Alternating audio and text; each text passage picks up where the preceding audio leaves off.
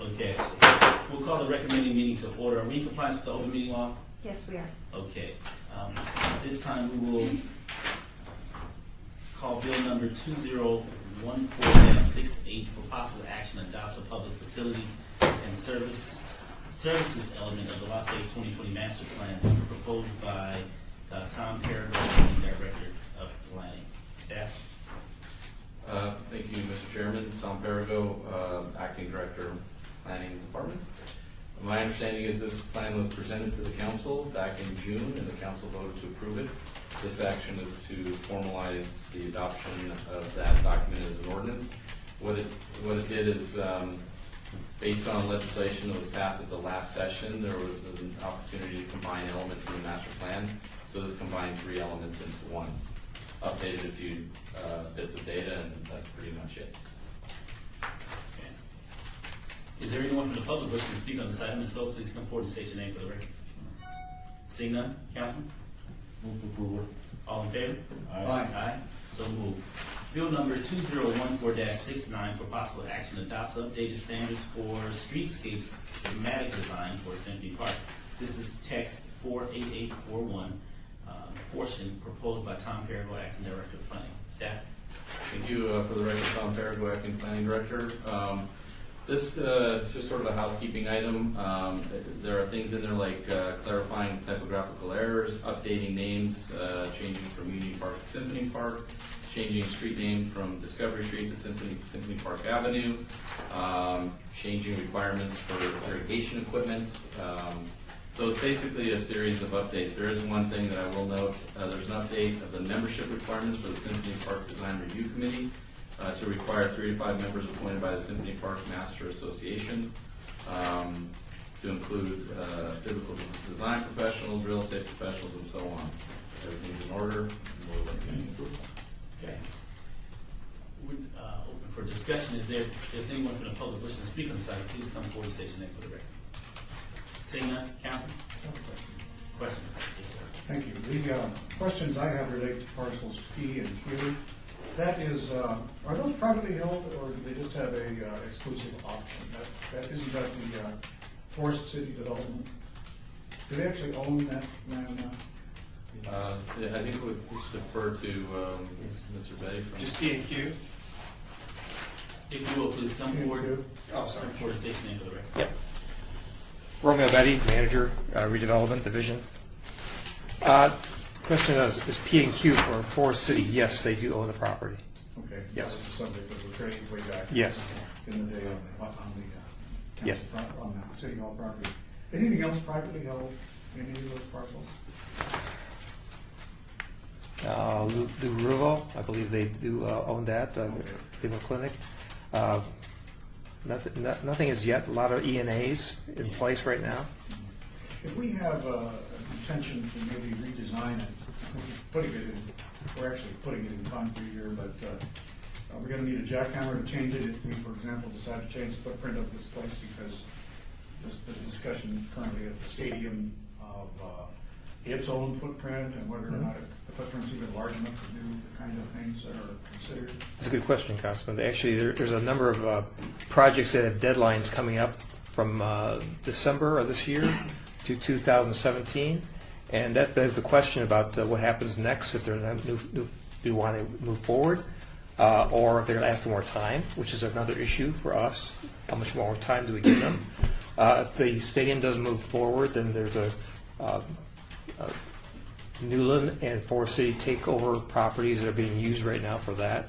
So a lot of questions will be coming forward. I'm sure our staff, with our director and city manager, will probably be moving that forward for the council and for the RDA discustions as well. So if there is no stadium, at this point, you say somebody else has rights? They do have Newland properties, and Forest City will own the underlying property ultimately. So if this reverts, it'll go back to those parties under the agreements that we have in place right now. Yes, yes. Okay.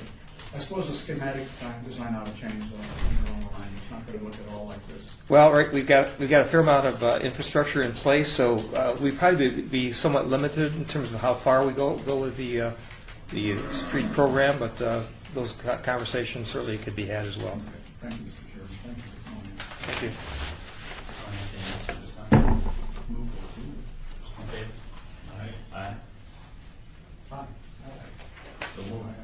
Okay, just so that you know, and for the record, Bill number 2014-68 and 2014-69 are eligible for adoption at the November 19th City Council meeting.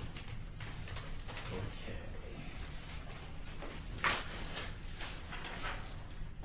Bill number 2014-70 has been requested to be obeyed until the November 17th recommending meeting, so this bill won't be heard today, and this is based on Councilman Ross's request. I'll move to the closed session. Okay, all in favor? Aye. Aye, so moved. Bill number 2014-71 for possible action authorizes the issuance of City of Las Vegas, Nevada general obligation under the tax sewer bonds additionally secured by pledged revenues, Series 2014A, in an amount not to exceed $75 million, as well as such additional amounts may be necessary to refund related obligations, and this is proposed by Vanetta Appleyard, Director of Finance. Staff? Thank you, Chairman. For the record, Mark Vincent, Chief Financial Officer of Vanetta Appleyard, is not able to attend the meeting this morning. This $75 million is for both WPCF, water pollution control facility improvements, as well as collection system improvements. And these are 20-year bonds. We did recently, I think I reported it, we did recently receive affirmation of our AA stable rating on our bonds for both this item and the next item, and anticipate selling these bonds competitively probably in the 3.5% to 4% range is what we expect to get on in terms of interest rate. Okay. Is there anyone from the public wishing to speak on this item? If so, please come forward and state your name for the record.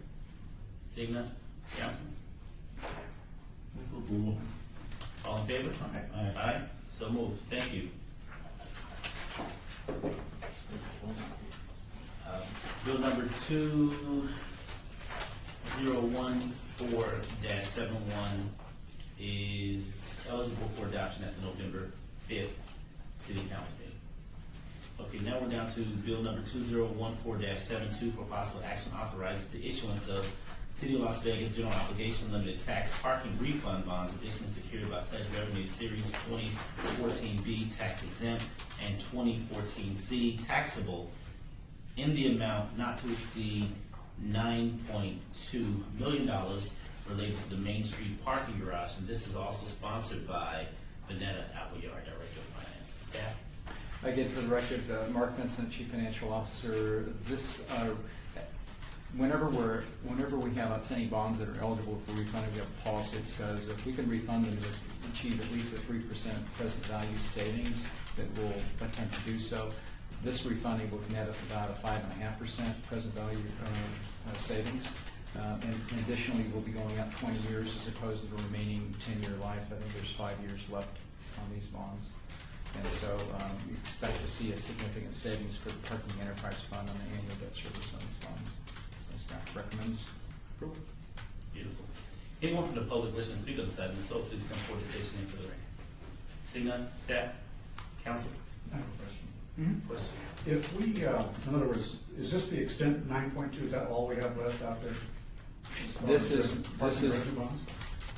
These are the outstanding bonds for the Main Street garage. We do have some bonds that are outstanding on the Indianapolis project, but we have established a reserve to defease those bonds in the event that we had a potential buyer for that whole complex. That hasn't come to fruition yet, so we're currently servicing the Indianapolis debt out of those that defeasance reserve. If we have, and you did give us, excuse me, Councilman, you did give us authorization for another $12.5 million in new parking garage bonds, but that we don't have that project firmed up yet, whether that may be something on Symphony Park or elsewhere. So when we actually have a project to bring to you, we'll come back with a different ordinance for that. And the other thing that we could have one. All right, thank you, Mr. Chairman. Okay. I'll entertain a motion. Move for approval of this bill. All in favor?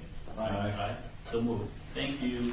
And this bill 2014-72 is eligible for adoption at the November 5th City Council meeting. We are now down to citizens' participation. Public comment during this portion of the agenda may be limited to matters within the jurisdiction of the committee. No subject may be acted upon the committee unless that subject is on the agenda and is scheduled for action.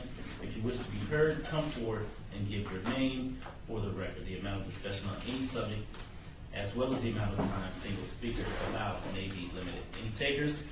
Seeing none, entertain a motion. Motion to adjourn. All in favor? Aye. So moved. Thank you all.